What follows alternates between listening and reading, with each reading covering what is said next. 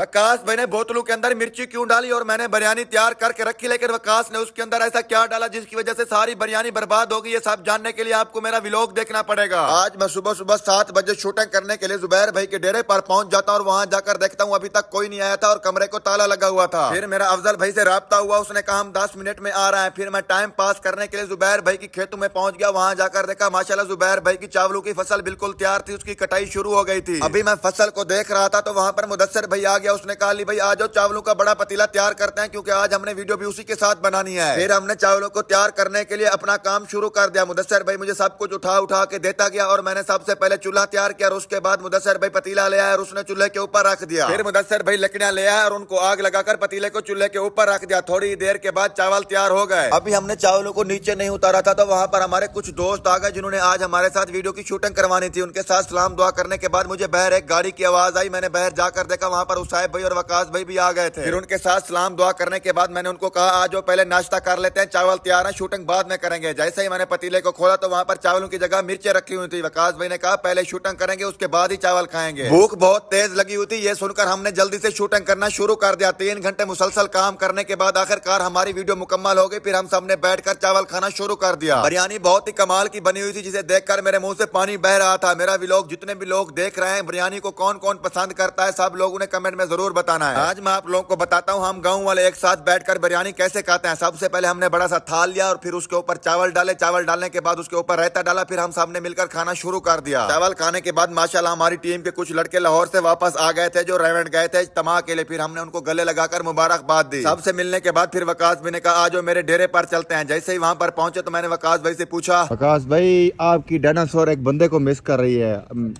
किसका कह रहा हूँ आपको पता है? कारी साहब। ये कब आ रहे हैं कारी साहब? यार साहब यार अभी लंबी छुट्टी पर गए हुए हैं। लंबी छुट्टी पर हैं? 1.5-2 महीने के बाद। इज्तिमा तो खत्म हो गया, अभी तक वापस क्यों नहीं आए? कारी साहब चिल्ले पर गए हुए। चिल्ले पर गए हुए, माशाल्लाह अच्छी बात है। तो दोस्तों जैसा कि आपने वकास भाई से सुना हमारे कारी साहब चिल्ले पर गए हुए। दुआ करो अल्लाह पाक हर मुसलमान को तबलीग करने की तौफीक अता फरमाए। फिर उसके बाद मैं वकास भाई के डेरे का काम देखने के लिए मिस्त्री मजदूरों के पास चला गया जहाँ पर माशाल्लाह काम बहुत खूबसूरती से चल रहा था और वहाँ पर वकास भाई के अब्बू जान आए हुए थे। मैंने उनके साथ सलाम दुआ की। उन्होंने कहा क्या कर रहे हो, जाओ नेट खड़ा करो, आज हम लोगों ने भी आपके साथ वॉलीबॉल खेलना है। ये सुनकर मैंने कहा हमारी तो बहुत बड़ी खुशकिस्मती है जो वकास भाई के अब्बू जान हमारे साथ वॉलीबॉल खेलना चाहते। फिर मैंने लड़कों को कहा जल्दी से जाओ नेट को खड़ा करो। फिर लड़कों ने वहां जाकर देखा हमारे नेट की रस्सियां चोरी हो गई थी। मैंने जल्दी से मिस्त्री से पूछा कहीं आप लोगों ने तो नहीं उठाई? उसने कहा जी हमने उठाई है। मैंने कहा यार ऐसे तो ना करो, चलो हमारी रस्सियां वापस करो। जैसे उन्होंने रस्सियां वापस की फिर हमने नेट को बांधकर जाली को खड़ा करके खेलना शुरू कर दिया। फिर हमने 2 टीमें तकसीम कर दी, एक वकास भाई की टीम एक मेरी टीम। हमने 2 मैच खेले जिसमें माशाल्लाह दोनों ही हमने जीते। मुसलसल 3 घंटे खेलने के बाद हम काफी थक गए थे और अंधेरा भी हो गया था। फिर हम सब ने अपने अपने हाथ पांव वॉश की और कल की वीडियो की तैयारी करने लगे।